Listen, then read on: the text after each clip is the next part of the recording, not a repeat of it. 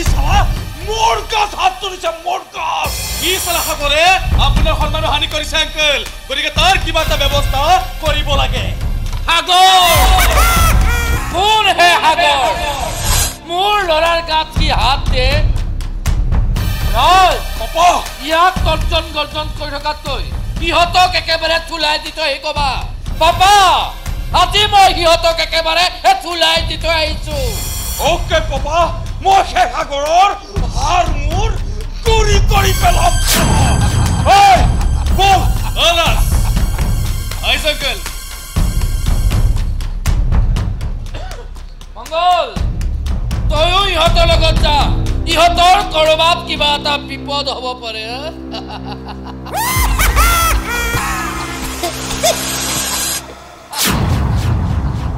good evening সলিহা DSP এ আহক আহক এ মই আপোনাৰ বাবে ইমান সময় ইয়াত অপেক্ষা কৰি আছিলো আৰে আহক নিশ্চিত না মই ইয়াত বহিবলৈ অহা নাই আপুনি মোক কিয় মাতিছে তাকে চাওক মিষ্টাৰ প্ৰবীৰ ফুকন বৰ্তমান মই এইখন চহৰৰ এজন মেয়ৰ ভগৱানে কৈছে আমাৰ মই বিধানসভাৰ গতিকে মোৰ হাতত ক্ষমতা বহুত আছে আপুনি মোৰ লগত সহযোগ কৰক চাওক মিষ্টাৰ অমৃত চলিহা শিয়ালৰ শিৰত মুকুট পিঠাই দিলে শিয়াল কেতিয়াও সিংহ হ'ব নোৱাৰে চোৰ ডকাইত গুণ্ডা বদমাছ এইবিলাক ৰাজনৈতিক নেতা হ'ব পাৰে কিন্তু এজন ডিএছপি কেতিয়াও হ'ব নোৱাৰে গতিকে মই মোৰ ৰাস্তাৰে যাম আৰু আপুনি আপোনাৰ ৰাস্তাৰে যাওক কাৰণ বাঘে চাগে কেতিয়াও একেটা ঘাটতে পানী নাখায় তাৰমানে আপুনি মোৰ লগত সহযোগ নকৰে আপোনাৰ লগত সহযোগ কৰাৰ পৰিৱৰ্তে মই বিচাৰিছো আপোনাৰ ধ্বংস কৰাটোৱে হৈছে মোৰ জীৱনৰ একমাত্ৰ উদ্দেশ্য সমাজক আপুনি যিমানেই ভাগি নিদিয়ক কিয় মই জানো আপোনাৰ আচল যিদিনা উপযুক্ত প্ৰমাণ সহকাৰে মই আপোনাৰ ওচৰত হাজিৰ হ'ম সেইদিনা আপোনাক মই চিকলিৰে বান্ধি ইয়াৰ পৰা চুচুৰাই লৈ যাম কাৰণ আপুনি মোৰ যি ভীষণ অন্যায় কৰিলে সেয়া মই জীৱনত কেতিয়াও পাহৰিব নোৱাৰো আৰু কিছুদিন মাত্ৰ অপেক্ষা কৰক মই আপোনাৰ গতি লগাই আছো তই মোৰ গতি লগোৱাৰ আগতে মই তোৰ গতি লগাই আছো মোৰ পাৱাৰ কিমান তই এতিয়া গম পোৱা নাই ইচ্ছা কৰিলে এই মুহূৰ্ততে মই তোক ইয়াৰ পৰা ট্ৰেন্সফাৰ কৰিব পাৰিছো না একেবাৰে ট্ৰেন্সফাৰ কৰক না আপুনি নিজক বচাবৰ বাবে আপোনাৰ যিমান ক্ষমতা আছে আপুনি প্ৰয়োগ কৰক মই মাত্ৰ আপোনাক এটা মাহৰ সময় দিলো এই মাহৰ ভিতৰত মই উপযুক্ত প্ৰমাণ সহকাৰে আপোনাৰ ওচৰত হাজিৰ হ'ম আৰু সেইদিনা আপোনাক মই চিকলিৰে বান্ধি ইয়াৰ পৰা চুচুৰাই লৈ যাম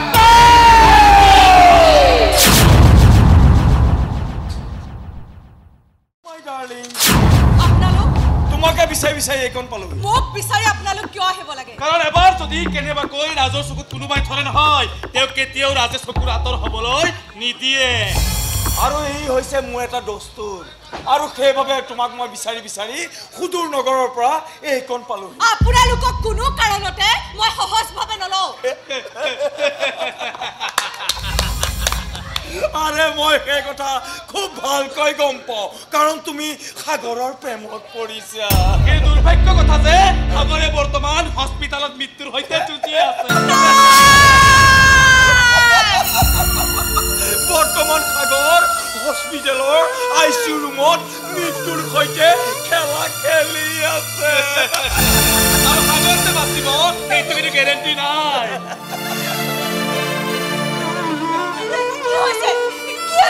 কি হৈছে আবাৰ নকই কিয় কি হৈছে আৰে বন্ধ কৰা তোমাৰ কথা তুমি সাগৰক পাহৰি যোৱা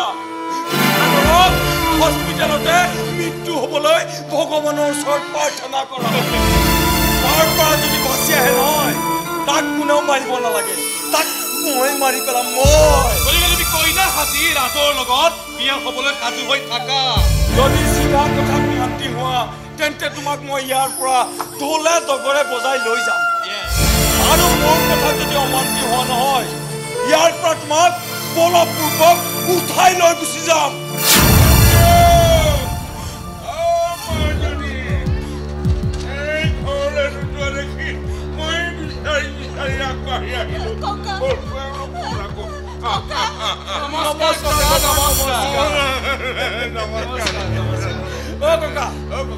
আমি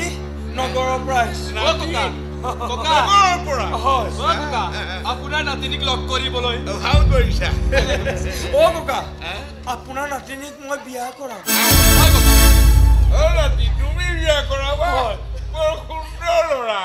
পিছে বুকুৱাই তোমাৰ পৰিচয়টো কোৱাচোন ককা মোৰ পৰিচয় মই বিখ্যাত পুঁজিপতি মেয়ৰ অমৃত চলিহাৰ একমাত্ৰ ল'ৰা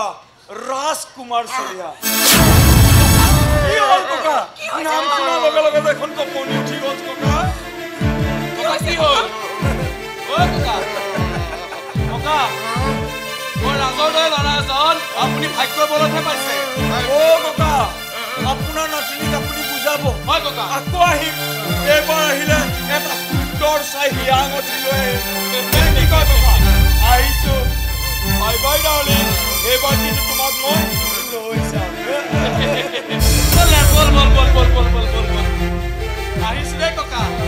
বাই বাই নবৌ